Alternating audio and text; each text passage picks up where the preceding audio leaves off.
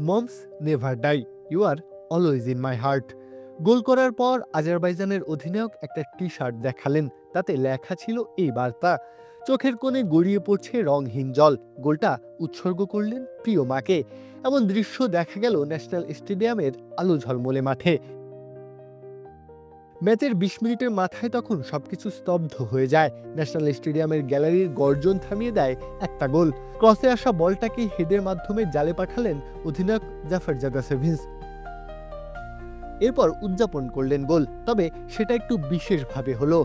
মাটিতে বসে পড়লেন তিনি, সতীর্থরা এসে তাকে জড়িয়ে ধরল। এরপরই ডাগআউট থেকে কেউ একজন এসে একটা সাদা টি শার্ট হাতে দিয়ে গেল।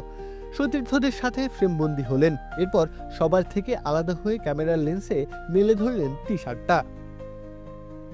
প্রিয় মাকে হারানোর বেদনা যেন ঠিকরে বের হলো চোখ দিয়ে। যেন সমস্ত বাঁধ ভেঙে সে স্রোত ভাসিয়ে নিয়ে গেল একটা মলিন সন্ধ্যাকে। ওখানে লেখা ছিল, মায়েরা কখনো মারা যান না, তুমি সবসময় আমার মনে আছো। শুধু ওই গোলটা নয়, শেষ পর্যন্ত মাকে ম্যাচটাই উৎসর্গ করলেন।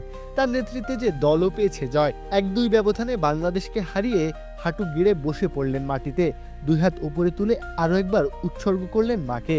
সবকিছু ছাপিয়ে বোধহয় একটাই দৃশ্য সবাই দেখল, মায়েরা কখনো মারা যান না।